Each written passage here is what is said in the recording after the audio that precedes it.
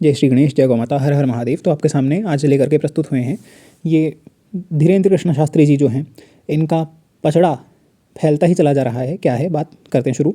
आपको ये फ़ोटो दिख रही है, इस बंदे का नाम है परवाना, ठीक है। पूरा नाम तो कुछ बलजिंदर या बरजिंदर सिंह परवाना है इसका नाम। पटियाला के अंदर राजपुरा डिस्ट्रिक्ट से हैं ये शायद से। तो बहुत ही फेमस पर्सनैलिटी हैं। किन किन कारणों से फेमस हैं आप देखोगे, परवाना लिख करके सर्च करोगे आपको मिल जाएंगी इनकी न्यूज़। बहुत सारे पॉडकास्ट्स भी, इनके क्लिप्स भी मिल जाएंगी। तो क्या क्या कहते हैं, तो एक ज्ञानी बूटा सिंह अंकल जी हैं, उन्होंने इनका नाम लेकर के बात की है। वो पहले बीजेपी के थे, तो उनका चैनल आप देख सकते हो।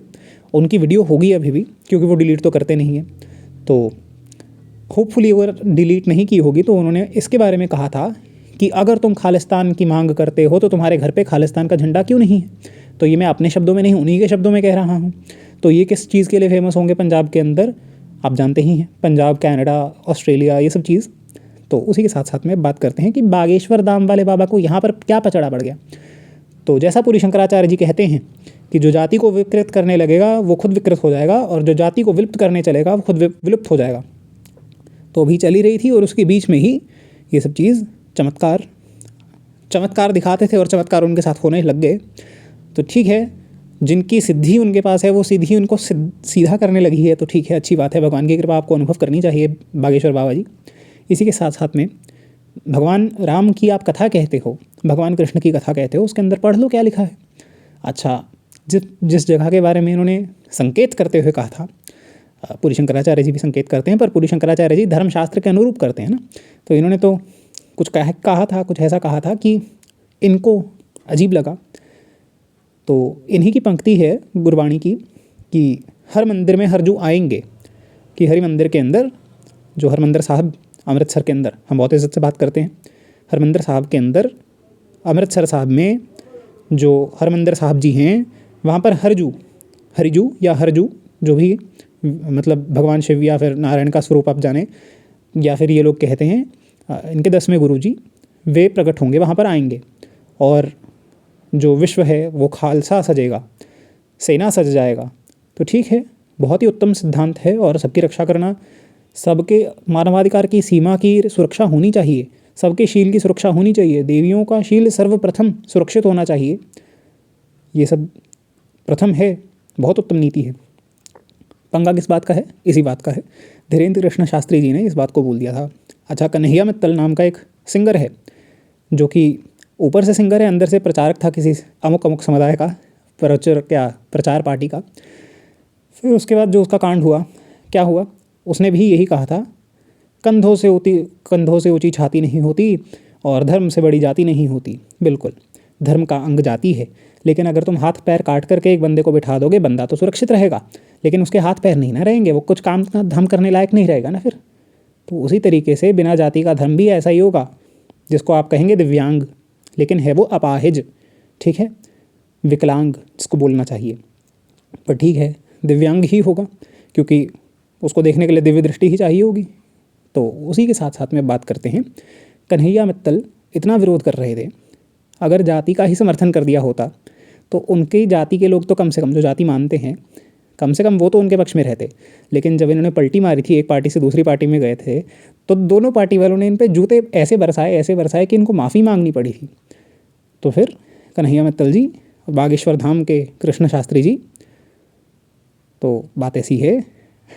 पूरी शंकराचार्य जी जो है कहते हैं, सत्य कहते हैं, भगवद आज्ञा है, उसको स्वीकार कीजिए। अगर आप स्वीकार नहीं करेंगे बहुत बुरे फंसेंगे। अब इन्होंने क्या वार्निंग दी है धीरेन्द्र कृष्ण शास्त्री जी को, अगर पंजाब में आ गया तो ये बरजिंदर सिंह परवाना ये कह रहा है कि मैं अपने बाप का नहीं होऊंगा, कि अगर धीरेन्द्र कृष्ण शास्त्री को एंटर करने दिया पंजाब के अंदर।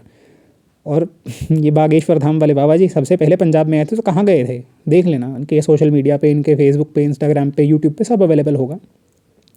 निगराचार्य जी वाली वीडियो की तरह डिलीट नहीं किया होगा होपफुली। पर ये वाले वीडियो के बाद धीरेन्द्र कृष्ण शास्त्री जी जो हैं, उनकी एक और क्लैरिफिकेशन स्टेटमेंट, जैसे एक पहले दी थी जो आपको पता ही होगा, जिसके कारण उनकी एक विवाद बढ़ा था कि तुम्हारे पास ये है तो हमारे पास बली है, ली है तुम्हारे पास तो हमारे पास बली है। तो धीरेन्द्र कृष्ण शास्त्री जी को एक बार फिर से माफ़ीनामा देना पड़ रहा है। क्यों? क्योंकि वे शास्त्र का समर्थन नहीं ना कर रहे। शास्त्र कह रहा है कि जाति को मान लो, और तो जो शास्त्र की बात नहीं मानेगा और फिर भी शास्त्र के नाम पे दंभ भरेगा कि हम हिंदू हैं, तो शास्त्र तो कहीं की गति छोड़ेगा नहीं ना। शास्त्र तो ब्रह्मा जी भी मानते हैं, यमराज भी मानते हैं, शिव जी भी मानते हैं, ब्रह्मा जी, विष्णु जी, शिव जी सब मानते हैं ना। जो वागवाणी हमारी हैं वो भी मानती हैं कि नहीं मानती। तो फिर गोस्वामी तुलसीदास जी क्या कहते हैं, ये जो वाणी है सबको अपने नियंत्रण में रखती है।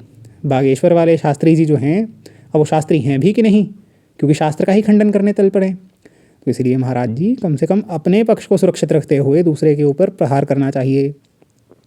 राजेंद्र दास जी महाराज जी का वाक्य इसमें बहुत सुंदर था कि वे वहाँ गए और उन्होंने बहुत सुंदर तरीके से समझा दिया कि धीरेन्द्र कृष्ण शास्त्री जी जो हैं वो हिंदुओं के अंदर जाति ख़त्म नहीं करना चाह रहे हैं। अच्छी बात है, गुरु को शिष्य का बाप लगता ही लगता है। तो स्कंद पुराण के अंदर ऐसा लिखा है कि राजा का जो मतलब मंत्री का जो पाप है वो राजा को लगता है, पत्नी का जो पाप है वो पति को लगता है, इस तरीके से सब वर्णन है। तो जो शिष्य का पाप है गुरु को लगता है, इसलिए राजेंद्र दास जी महाराज जी भी उनकी गुरु पदवी पर प्रतिष्ठित हैं। अच्छी बात है, अच्छी बात कह दी उन्होंने कि ऐसा नहीं है कि ये जाति ख़त्म कर देंगे और कुछ। जाति के अंदर जो भेदभाव की भावना है उसको समाप्त करने का ये उद्देश्य है, लेकिन लोग इसको जाति ख़त्म करने का ही उद्देश्य मान रहे हैं, जो कि धीरेन्द्र कृष्ण शास्त्री जी की तरफ से स्पष्ट ही था कि ऐसा ही होगा। लेकिन ये तो राजेंद्र दास जी महाराज जी ने थोड़ी बहुत लीपापोती कर दी, इसलिए थोड़ा बहुत बाकी सब शास्त्रज्ञों से बच गए हैं धीरेन्द्र कृष्ण शास्त्री जी। अन्यथा तो जैसा पंजाब के अंदर ये कह रहे हैं कि हम तुमको घुसने नहीं देंगे, कई जगह इनके ही सम्मान नहीं है किसी के साथ हो चुका है कि हम यहाँ नहीं घुसने देंगे, और जिसको ये अपना गढ़ बताते हैं उस गढ़ के अंदर ही नहीं इनको घुसने दिया जाता। तो बात ऐसी है, शास्त्र की आज्ञा का उल्लंघन करके यदि आप कर भी रहे हो तो उसको स्वीकार कर लो कि हमारा प्रमाद है, हम इसको नहीं मान सकते, लेकिन मैं जैसा कर रहा हूँ वैसा ही सभी करें, वो चीज़ गलत है। इसलिए मर्यादा के अंदर रहिए। किसी ने बयान दिता है भी वो हरी जड़ा हर मंदिर है ਉਹਦੇ ਵਿੱਚ ਅਸੀਂ ਆਪਣੀ ਪੂਜਾ ਕਰਾਂਗੇ, ਅਭਿਸ਼ੇਕ ਕਰਾਂਗੇ, ਜਲਦੀ ਮੰਦਰ ਬਣਾਵਾਂਗੇ। ਮੈਂ ਕਹਿੰਦਾ ਕੋਈ ਗੱਲ ਨਹੀਂ, ਵੱਡੇ ਵੀ ਰਾਜਾ ਹੈ, ਕੋਈ ਗੱਲ ਨਹੀਂ, ਆਪਾਂ ਕਿਹੜਾ ਕਹਿੰਦੇ ਆਓ ਜੀ ਸਦਕੇ ਆਓ। ਪਰ ਇੱਕ ਗੱਲ ਯਾਦ ਰੱਖੀ, ਇੱਥੇ ਤੇ ਤੁਹਾਡੀ ਇੰਦਰਾ ਮਾਂ ਨੂੰ ਅਸੀਂ ਗੱਡੀ ਚਾੜਿਆ, ਉਹਨੂੰ ਨਹੀਂ ਪੈਰ ਪਾਣ ਦਿੱਤਾ ਅੰਦਰ। ਉਹ ਇੱਥੇ ਤੇ ਲੱਖਾਂ ਦੀ ਫੌਜ ਆ ਗਈ, ਉਹ ਅਸੀਂ ਤੇ ਉਹਨੂੰ ਗੋਲੀਆਂ ਨਾਲ ਭੁੰਨ ਮਾਰਿਆ। ਉਹ ਇੱਥੇ ਤੇ ਬਿੰਤਾ ਫੁੱਜਲ ਅਸੀਂ ਚੰਡੀਗੜ੍ਹ ਜਾ ਕੇ ਬੰਬ ਦੇ ਨਾਲ ਠੋਕਿਆ। Listen to this. They're so confident about saying कि हमने बॉम्ब से उड़ा दिया, हमने ये कर दिया, ये कर दिया। They are so brave. They are martial com, as they say it. So as per the government official documents also. तो ठीक है, they are martial com, लेकिन हम अकाली सबके वाली कहने वाले जब दूसरे को ही कत्ल करने पे आ जाएं, तो हाँ, इंदिरा गांधी ने अगर इनके हिसाब से गलत किया है तो वो तो अब इसके ऊपर जो है मैं ज्ञानी बूटा सिंह जी का ही पक्ष लेकर के बात कर रहा हूँ कि उन्होंने ऐसा ऐसा बोला है कि इंदिरा गांधी ने सही ही किया था। ठीक है, उनकी वीडियोस जा कर के आप देख लेते हो तो ज़्यादा बढ़िया रहता, क्योंकि मैं एक्सप्लेनेशन इस वीडियो के अंदर नहीं दे सकता। उनकी वीडियोस पंजाबी के अंदर हैं, आपको समझ आती हैं, बहुत बढ़िया। नहीं समझ आती तो जय सिया राम, जगदम्बा अर्पणमस्तु।